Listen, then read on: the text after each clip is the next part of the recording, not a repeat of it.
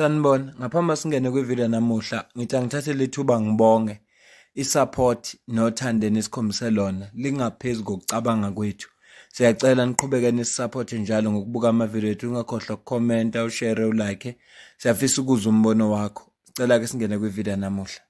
Aba ngopresident esesike saba nabo njengezwe lase-South Africa ever since kwaba khona into ekuthiwa idemocracy eyaba khona ngo-1994.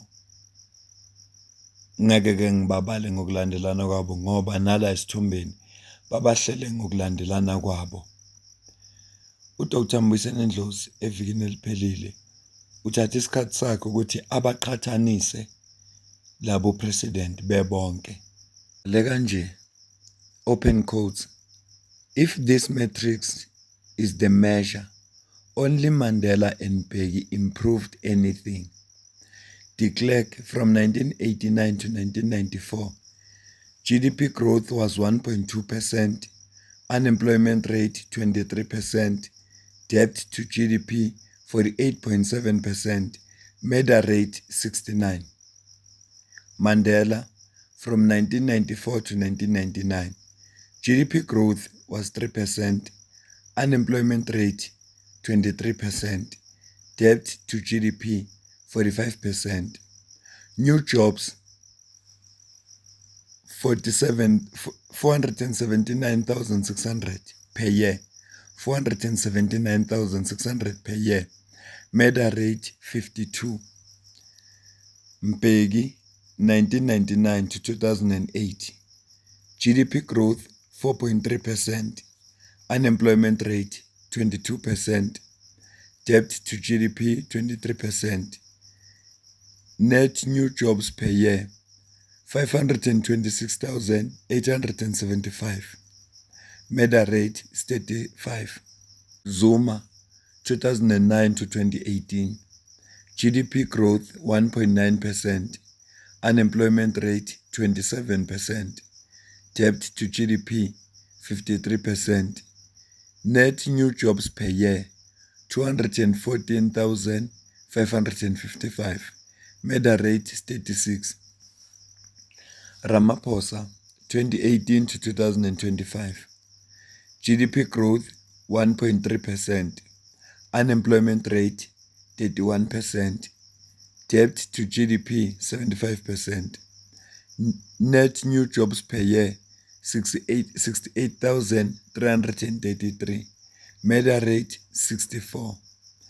At this rate, by the time Ramaphosa finishes in 2029, he will be the worst than de Klerk.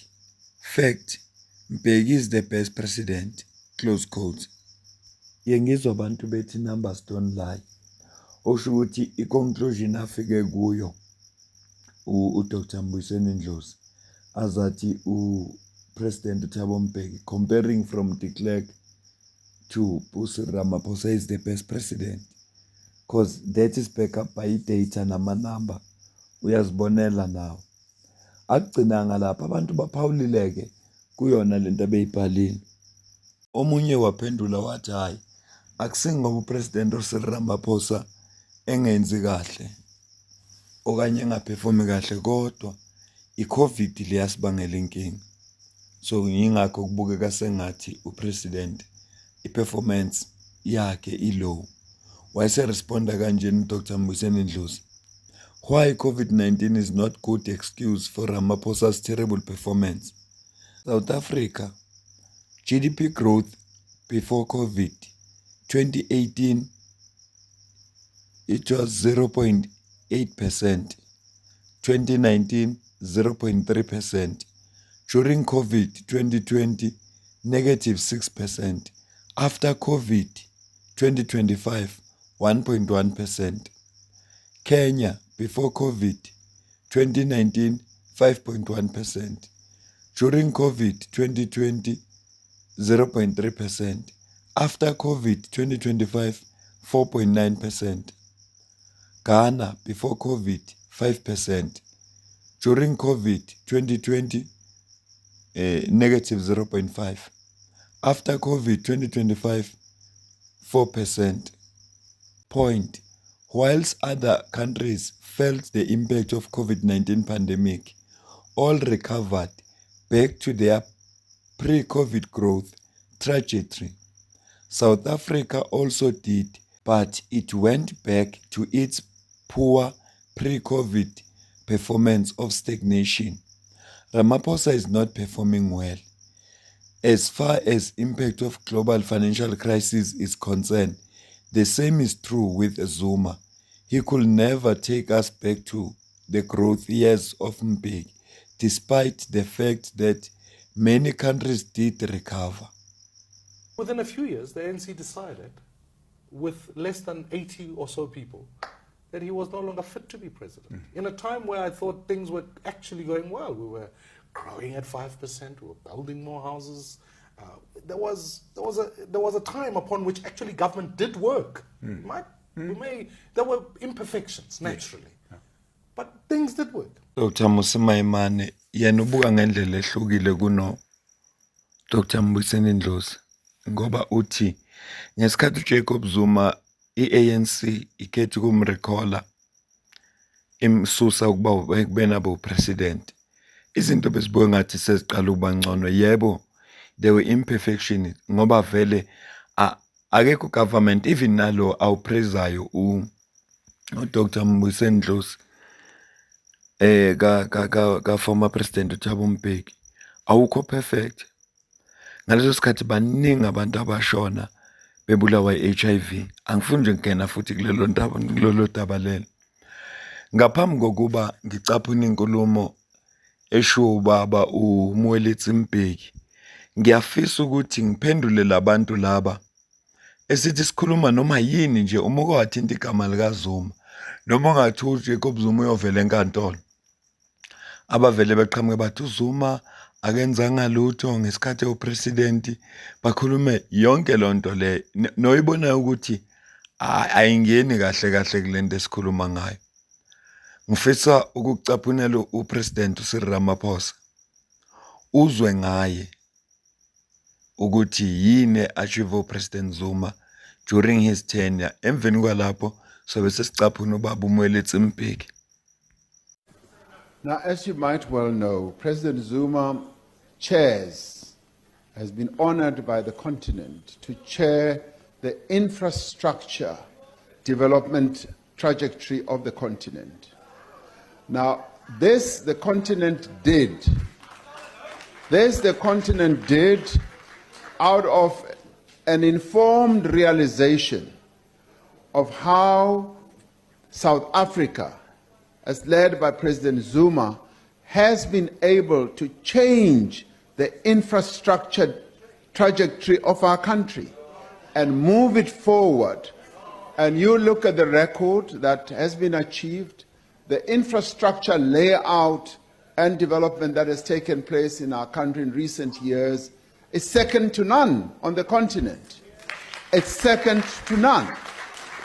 And I think let us give due regard and respect where it is due. Where it is due, let us give it. And no, I think you better listen. You may want to condemn President Zuma for a whole number of things and so forth, but I think we should also focus on what our country has achieved. It has achieved a phenomenal amount of progress, and African leaders recognize that, they've seen that, and that is why they appointed President Zuma to be the champion. Nje kokubambelela nokudla isikhathi ngizocaphuna ubhuti ka former president uThabo Mbeki ubaba uMwelitsi Mbeki uzwe yena ukuthi uthini. Emveni kwalapho bese siyayivala ivideo, kodwa ngiyibone lento interesting kakhulu. Mawulalela into eshuwo Musimayimane, Dr. Musimayimane, ulalela into eshuwo Dr. Mbuyiseni Ndlozi, bese kuba ile ezosho ubaba uMwelitsi Mbeki. Ngicela uzwe la. We need to view South Africa as kind of two separate stories. There's the 1994 to 2007, 2008 South Africa, and then there's the 2008 to kind of 2024 South Africa, and now we're in a new era. But that in that first period, it did look as though we might, given the kind of growth rates, the rates of internal investment, it looked as though an honest effort was being put into trying to generate enough of a private sector growth to kind of bring in create a black middle class that existed in both the private and the public sector. So do you think that that's a fair assessment? And then what do you think were the key moments that meant that we've kind of entrenched this system you've laid out? No, I don't think there was a difference there. Many people think there was a difference, and then they say Zuma was the culprit who ruined this whole... No, after 1994, first the sanctions were removed. Yes. The South African economy for decades had been laboring under sanctions. So once you remove the sanctions, it was bound to grow. Sure. So that was point number one. Point number two was that there was so much goodwill after the settlement, after not just goodwill among South Africans, but between South Africa and the rest of the world. Yes. So, and then the third part was China, China was in the middle of the industrializing. Yes. So you had a commodity boom, which of course South Africa is a big mining economy. Yes. So you had a commodity boom. And then on top of that, South Africa won the staging of the FIFA World Cup. Yes. Which then required refurbishment of the infrastructure of the country under the supervision of FIFA. So the airports had to be refurbished, a new railway line had to be built, the highways had to be rehabilitated. So the economy was booming because of all these factors. Yes. It didn't change the driver behind it. Okay. The middle class was still there. Yes. But those started to run out of steam with the financial crisis, the global financial crisis now, after 2008, I think, somewhere there, which unfortunately coincided with Jacob Zuma's presidency. But I think irrespective of who was president, it was still going to run out of steam. So you don't think that that moment in Polokwane where your brother gets kind of edged out by Jacob Zuma, and the kind of maybe this is an apocryphal quote, but and the people that your brother had warned about, the ultra leftists inside of the organization and the ANC, and that the sea change that came about with Zuma in the ANC, you don't think attribute that as a kind of important moment? No, it's not an important moment. That's so fascinating. I don't think it was an important turning point. So we ran out of the fat. Yes. That had accumulated during the years of isolation of South Africa. And also remember, it was during the years in which South Africa built up a massive military industries. Yes, yes. So it had lots of capabilities in the economy. Yeah. So all those capabilities carried the country forward from 1994 for a decade, let's say, a bit over a decade. Yes. This is so interesting. Ubaba uMweletse Mbeki usivezela ukuthi ngoba iSouth Africa yayiphuma kuma sanctions kwakufanele i-economy ukuthi ikhule, kwakufanele. Hayi ngoba uPresident uMandela wayengcono, futhi akungoba uPresident uMbeki wayengcono. Futhi isizathu asibekayo njengoba kubukeka sengathi imisebenzi biminingi ngesikhathi sika former president uMbeki, nanokuthi i-GDP ye-country beyiphezulu, yingoba South Africa kwakuzoza iWorld Cup ngo-2010. Lokho-ke kwaphoqa ukuthi i-stadium, ama-airports, infrastructure nje ilungiswe, imigwaqo, yonke lento. So ngokwenza njalo waseyakhandeka kamathuba omsebenzi, then i-GDP yasiyakhula. Shuthi lilonke ukube yayingezi le World Cup la eSouth Africa ngo-2010, le infrastructure sayibona nale growth ekhulunywa ngayo ngesikhathi sika former president uMbeki ibingeke izibe bikho. This is so interesting.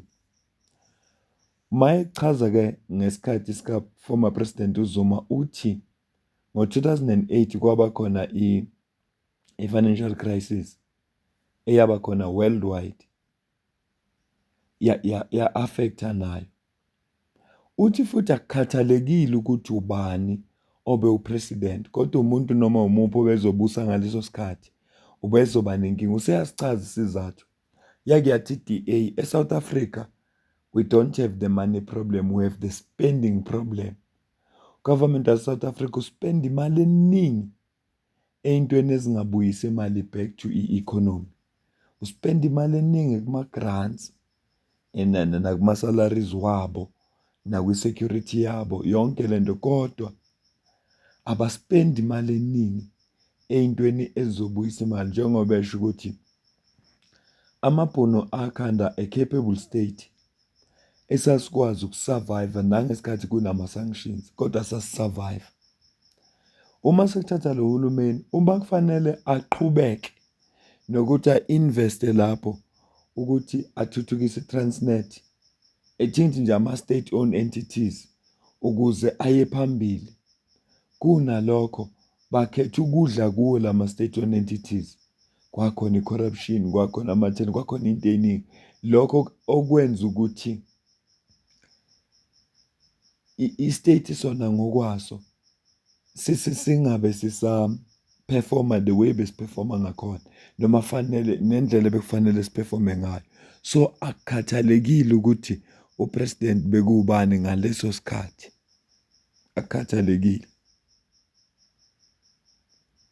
Yane yazi enye into ikisho omunye umuntu obungamcabanga, kodwa-ke umuntu wathi uma ekhuluma kwesinye isikhathi funeka umlalela, ngoba uma ulalela ungasebenzisi imizwa kodwa ulalela nje njengomuntu ozosebenzisa ingqondo, kufuneka izinto lezi zikucacele futhi uzibone. So sekuyayenza isense manje lokho okwenzekayo. Ngicaphune ngamabomu video kaPresident uRamaphosa ekhuluma ngemisebenzi eyenziwe uformer president uZuma in terms of infrastructure. Sengike ngabuza ngaphambilini ngathi ngesikhathi sikaZuma simbonile yakuma-functions ahlukeneyo, kuvulwa ama-university lawa amabili akhiwa ngesikhathi eno-president, imigwaqo, idamu eLimpopo, zingabala into ey'ningi. Upresident Ramaphosa since athathile, yiphi indawo yakhile-ke kwathiwa no akazosika i-ribbon kuvulwa indawo entsha? Ngisho i-RDP nje okuthiwa lena upresident uCyril Ramaphosa unikela ngayo kumuntu ohluphekile noma kumndeni ohluphekile, uzosika i-ribbon. Uhlulwa na u-CIC Julius Malema ngoNovemba noma ngoDisemba, ngisakhumbuli kahle, ubepha omunye ubaba okhubazekile ohleli ku-wheelchair indlu. Ngibambe le video ngoba ngiyazi ukuthi sekubuya ukukhathala, kanti abantu bakhala ukuthi kwamanye ama-video ngisuke ngizamula. Isizathu esenza lokho, I think isikhathi manje u3:30 ey'ntatha. Ngenza ivideo engizoyikhipha ekuseni. So kuyenzeka uma uyenza ngalesi sikhathi umzimba usho ukuthi kusebusuku faze ngabulele, kodwa-ke ngenxa yokuthi uyasebenza bese ukukhumbuza umzimba, akusingoba umuntu ezamula ngoba ebhorekile noma kwenze njani. Futhi nje nesikhathi soku-edit ezinye izinto out sikhona sona kodwa sincane. Ngicela mina nawe sidibane kwivideo elandelayo. Ngiyafisa kodwa ukuze ukuphala kwakho la comment section, ngizwe ukuthi wena ubona kanjani kuyo yonke lento ekhulunywayo. Ngale kwalokho mina nawe asidibane lapha kuma-comments. Ngiyabonga.